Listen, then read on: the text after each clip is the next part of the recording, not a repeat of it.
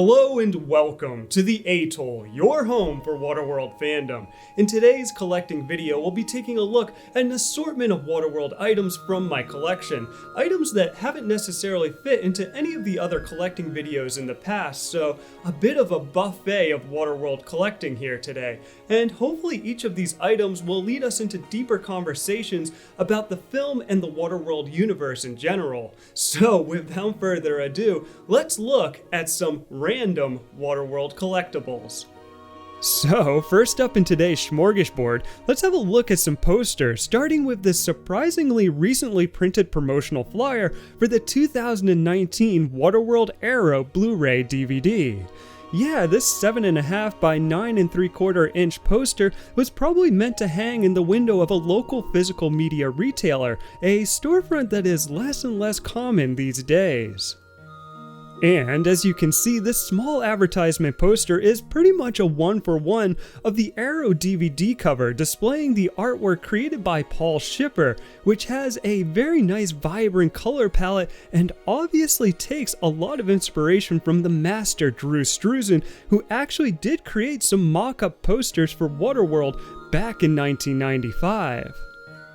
Interestingly, the DVD set actually came with a poster with the same artwork. Here they are side by side, but still, this smaller poster is a very rare find and one I actually found in person at a great nearby thrift store. Shout out Lost Coast in Kittery, Maine. Moving on to another poster, this is a Croatian poster for the theatrical release of Waterworld. Now, I sort of picked this one up for sentimental reasons because I actually traveled around Croatia back in 2009 during a college exchange program, but also, there's just something really unique about the color and composition of this poster. It is clearly riffing on some of the other posters from Europe, which have this image of the mariner holding his harpoon gun that is composited over this wide-angled photo of the trimaran entering the atoll, a rendering that also appears on many of the home video releases outside of the United States, and one that I quite like, especially when compared with the somewhat dull mariner over setting sun poster we got here in North America. And yeah, this Croatian poster uses the setting sun motif, but it is now incorporated into the title treatment of the film, with the mariner and his harpoon gun above, and obviously the title of the film here in Croatian. But what strikes me most about this poster is just all of the headroom above the mariner. I mean, so much of this poster is just this subtle blue gradient reaching upwards, and I really love how it pairs with the warm orange tones of the ocean below.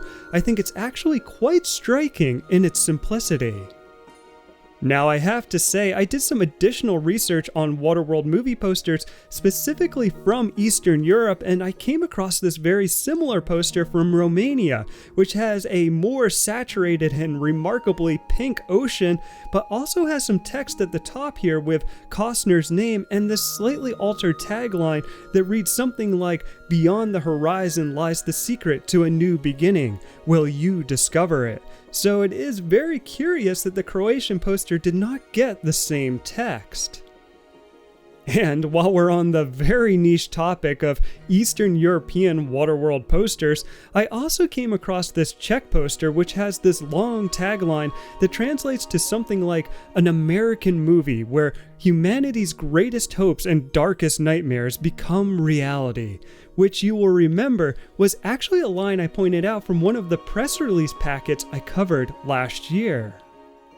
But yeah, different regional Waterworld movie posters could be an entire video on its own, so I'll just conclude here by saying I really love this Croatian poster for its surprising use of empty space, which this may not be intentional, but reminds me of the vastness of Waterworld's endless oceans. And just when you thought we were done talking about foreign movie posters, let's have a second look at these Japanese Chirashi mini posters.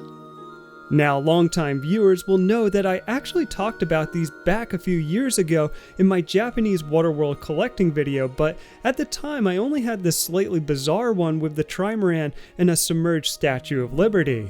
Now I actually own both, with the addition of this more conventionally designed one that sports the mariner over setting sun motif, but curiously without Enola's tattoo and instead this plain burning sun, which is actually kind of eye-catching if you're like me and just so used to seeing the plain North American version of the design. But the real reason I wanted to revisit these items was to take a closer look at the reverse side of these posters and use an image translator to see if we could decipher what kind of marketing tactics were being taken to sell the theater-going experience of Waterworld in Japan. It seems that the poster with the mariner's face on the front talks a lot about the unprecedented production of Waterworld, the star power of Kevin Costner, and even alludes to the media attention that the project was attracting. More interestingly, the reverse side of the Statue of Liberty poster reveals a lot about the specifics of the Waterworld universe and asks the question, what happens there? We have sections on the trimaran and the weapons used by the heroes and villains of the film, but then it gets way more specific with sections about the clothing that the Atollers wear, the currency that they exchange, known as chits, how they generate electricity through hydro and wind power, and even a section on their dietary intake. So yeah, once again, the Japanese Chirashi mini posters proved to be awesomely strange and fascinating pieces of Waterworld collecting. Okay, let's quickly talk about one more Waterworld poster before we move on, and it's this glorious Earthworm Jim 2 poster from Nintendo Power magazine. Just kidding. In fact, we're more interested in the back of the poster, which contains part of the player's guide to Waterworld on the Super Nintendo system. Now, I know in the past I have shown and discussed the Nintendo Power Virtual Boy Waterworld promotional poster with its mysterious 3D assets, but yeah, we also have this great fold-out SNES guide found in issue number 79 of Nintendo Power from December of 1995. I just have always really loved how these old gaming guides looked, especially these overview maps of the side-scrolling levels. I could totally see how these would be very helpful when finding weapons and all of the smoker enemies that you need to kill in order to finish the level, and I guess I didn't realize this until now, but these levels scroll left or right in an endless loop, which actually totally makes sense considering that they take place on atolls, which with their circular design would mean that if you walk the entire perimeter, you would eventually end up in the same spot that you began. And there are also some good hints in here. For instance, it says that the Smoker scout plane that flies around in the later Trimaran levels actually lands on the water's surface, which I've never seen in person. I also didn't realize that you could shoot diagonally in the side-scrolling levels, and that the Trimaran damage taken in the first level of a stage will carry into the second level in that same stage. Yeah, knowing this will be really helpful the next time I play the game, and if I ever do a complete playthrough, I might seek out the entire article in this magazine for all of those exclusive hints. But for now, I actually just like how this pairs with the other Waterworld Nintendo Power poster. I will definitely be hanging them together if I ever have a space to display all of my Waterworld collection.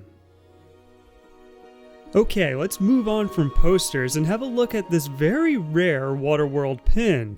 Now, people that have been following the channel for a while will know that I have showcased a plethora of Waterworld pins on different collecting videos, but I think we actually have a very unique piece here with what I'll be calling my Universal Property pin. More on that in a minute. The pin itself displays what I typically call the triangular Waterworld logo, but with some interesting additions, with the year's release date 1995 displayed on the top, and this little star engraving at the bottom, which sort of reminds me of the promotional chit keychains that we looked at in a previous video. The back of the pin has this nicely textured surface and the copyright information. Now, I'd like to point out that this is not the only triangular Waterworld logo pin in existence. Here is another chrome one, and here is one from Japan with a blue enamel. But I feel that this one, with its inclusion of the date and engraving, really set it apart from the others with its uniqueness. Even more interestingly though, is that this pin came attached to a sort of mysterious piece of cardboard, which gives us the phrase, property pins, and this logo that I've never seen before, something called Universal Reality, which, strangely, I can't find any information about online, but I suspect is some sort of division of MCA Universal Merchandising, whose logo is proudly displayed on the back of the packaging. But in any case, this Waterworld pin was meant to be accompanied by a few other pins that reflected other mid-90s Universal Studios properties, with Casper from 1995 and Dragonheart from 1996. I don't own these other pins, but here's an image of the Casper one, and actually I was unable to find any images of the Dragonheart pin. However, opening up the packaging reveals a sort of credit scroll of the employees that worked at MCA Universal Merchandising during the mid-90s, so I strongly suspect that this Waterworld pin was meant for distribution internally within the studio, or perhaps as a sort of business card for giving out at trade shows or marketing conventions. And it is for all of this that I really feel the Waterworld property pin is a special and uncommon Waterworld collectible. But let's now take a look at some cards, and I don't mean trading cards, but rather some Waterworld calling cards. Yeah, these were certainly a thing of the mid-90s, used as prepaid methods for telephone services at home or at public telephone booths, often to make long-distance or international calls. In the 90s, calling cards were so ubiquitous, they almost felt like something as commonplace as stamps, and like stamps, they would have a range of images on them, including promotions for newly released movies. And that's where we get our Waterworld calling cards. Let's have a look at these first two from GTI Telecom. On the front of this first one, we get the Atoll Under Attack hero image that we've seen on many other pieces of Waterworld promotional materials, bordered by the Mariner on the left and Helen and Enola on the right. As we can see, this card has a value of $10, giving us 40 minutes of long-distance talk time in the United States. On the back of the card are simple directions on how to use those minutes to make a call, and up here in the corner we have the triangular Waterworld logo. On our second card, we have this nice image of the trimaran harbored in the Atoll Lagoon. But taking a closer look, you'll notice that the Hawaiian mainland has snuck into the shot. I guess the Atollers truly did find dry land. Now, funny enough, I did find this same image with the shoreline photoshopped out from the Waterworld style guide / press kit that I covered in a video last year, so it is odd that the graphic artists at GTI Telecom chose this image with the atoll clearly docked against the shoreline. But regardless, I should mention that these two cards are part of a larger collection which comprised of 6 GTI Telecom calling cards, and I do kind of feel like it would be cool to own the entire series, thinking of them as like a collection of rare trading cards. Now our third calling card actually comes from Japan. I discovered in my research that Japan actually has a much more robust collecting scene for these old calling cards, which display everything from baseball to anime shows, and to my surprise, a lot of these cards displayed more adult content. However, this little card caught my eye with the image of the Mariner racing the 2 Smoker jet skis from the opening of the film and this bold Waterworld logo here on the left. The card also has this row of small holes in it, and yeah, I'm not really sure what the purpose of these are. And the back of the card is pretty plain, just some text and a barcode. The only other Japanese Waterworld calling card I've come across is this one with the Mariner over setting sun motif, but interestingly has a small advertisement for the video cassette release here at the bottom. But in any case, I really enjoy having these calling cards in my collection. They certainly remind me of a time before cell phones, and honestly, I think they make amusing collectibles that I feel have a similar appeal as officially sanctioned trading cards. And keeping in the vein of collectible trading cards that are not really trading cards, let's have a look at our next item, what I call the Waterworld Cinema Clips commemorative ticket. Yeah, so here is the item in its original envelope packaging, which proclaims, "Take home a piece of the movies," here at the top. This transparent window gives us a look at the so-called ticket itself, and at the bottom is this text saying that we have an official souvenir of the movies. On the back side of the envelope, we have some more information telling us that each cinema clip contains a snippet of 35mm film, authorized by the studios and sealed within the commemorative ticket itself.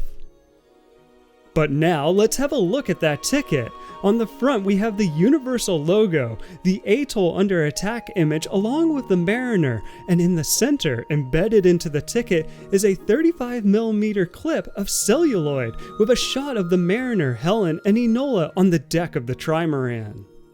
However, upon inspecting this very closely, I don't think this exact shot exists in any cut of the film. Yeah, it very closely resembles the shot of the three characters looking up at the circling smoker scout plane, but check out the actual shot from the film.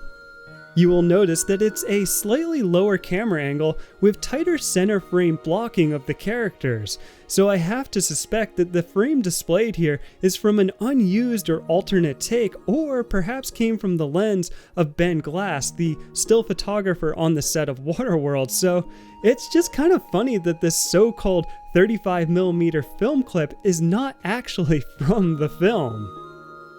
However, in all seriousness, I really like the idea of this embedded film strip in the collectible ticket. It very much reminds me of the jersey cards that sports cards manufacturers were doing around the same time, which embedded small pieces of an athlete's jersey into the card. Flipping to the back side of the ticket, we have the title and the film's credits, as well as a place where you can record the date and location that you saw the film. One thing I could not figure out was where these commemorative tickets were sold, but I have to suspect that maybe they were sold at the concession stands in movie theaters, which brings me to my next point. I think it's kind of strange to call this a movie ticket, which it's not. It's much more akin to a collectible trading card, and I have to wonder if this confused anyone at the time they were being sold. In any case, they did not seem to stick around very long, with almost all the other films that received a commemorative ticket being released in 1995, with a few older classics being thrown into the mix as well. And I have to note, Cinema Clips seem to have experimented with two different packaging styles, the narrow envelope version that we've seen today, and this more minimalist approach with the ticket in a plastic wrapper stuck to a cardboard backing. Now, as I was telling friend of the channel, Jamie Going, earlier this year, I really enjoy the idea of collecting movie-going experiences, which by its nature is a collection of intangible and fleeting moments, and I suppose this is why people hang on to their old ticket stubs. But I think this is what Cinema Clips tickets were aiming to capitalize on, a way to memorialize your movie-going experience with a physical collectible, and I could totally see myself being delighted by something like this if it was still offered today. Okay, let's move on to our final item for today, my Waterworld Crew tank top. Yeah, here we have an actual shirt that was worn by a crew member on the set of Waterworld in Hawaii, with this breast print that sports an early version of the Waterworld logo, with this chunky serif font on top of this stylized illustration of a water-flooded Earth, with the word crew below that. On the back, we have a blown-up version of the logo with Universal Studios above and the text "Filmed on location, Kauai Harbor, 1994" underneath. And while I have a few Waterworld t-shirts in my collection, I've always wanted a crew production t-shirt because, in a way, it represents the many people that worked on the film and the monumental effort that went into the production, but also shows us a sort of unsanctioned branding for the film, as we can see here with the flooded globe illustration on the breast and back of the tank top. But speaking of, this is far from the only example of film production apparel that reflects strange Waterworld branding. Check out this baseball cap that has a similar illustrated logo on the front and this hilarious line embroidered on the back, "Filmed in Hawaii, I survived," obviously alluding to the arduous production of the film. I've seen two of these hats, one for the stunt department and the other for the props department. Here is another hat that I came across that has a slightly different take on the water-covered globe, opting for this sort of textureless solid sphere look. Here is that design again, but embroidered in orange on a brown fabric, which is actually a really handsome looking hat. I've also seen these logos pop up on t-shirts as well, and this black t-shirt has another logo for King Kona Productions, which was the company specifically created for the filming of Waterworld in Hawaii, with Kona referring to the dry leeward side of the archipelago where the film was shot on the big island of Hawaii. Now, I'm just going to come out and say it, I've always felt that there is something culturally insensitive about the depiction of King Kona here as a primate holding a royal staff, especially given that the Hawaiian kingdom has a history of indigenous monarchy pre-United States annexation, and it needs to be noted that Hawaii has no native wild primate population, so it's strange to see the graphic using a gorilla as the mascot. Or, I don't know, maybe it's just meant to be a playful allusion to King Kong and the movie-making industry, and I'm just reading way too much into it. In any case, the mascot appears again here on this extremely rare t-shirt from the wrap party after the filming in Hawaii concluded in December of 1994. Now, funny enough, it boldly states Planet Hollywood here, which is a take on Planet Hollywood, a once popular movie-themed restaurant chain, and the word haole, which is actually a Hawaiian word for non-native Hawaiian people, so a pretty funny subversion on the Hollywood movie-making industry here. But yeah, regardless, I really like my Waterworld crew tank top here, despite its extra large size fitting a little baggy on my smaller build.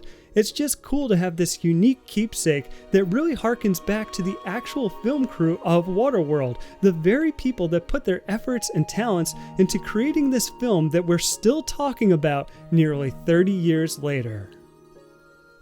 And there you have it. That is my look at some random Waterworld items from my collection. And I hope that even with this video being kind of all over the place, that looking at each of these individual items led us to some interesting talking points and uncovered some very obscure elements of the Waterworld fandom. So yeah, if you enjoyed this video, please consider giving it a thumbs up and be sure to say hello and give me your thoughts down in the comments before you go. And if you're new here, I would be very grateful for your subscription. There's an extensive back library of videos to explore and more great videos planned for the future. Also, give the Atoll a follow on Instagram and you can reach out to me via my new email address, the.atoll.waterworld@gmail.com. But with that, thanks, as always, for joining me at the Atoll.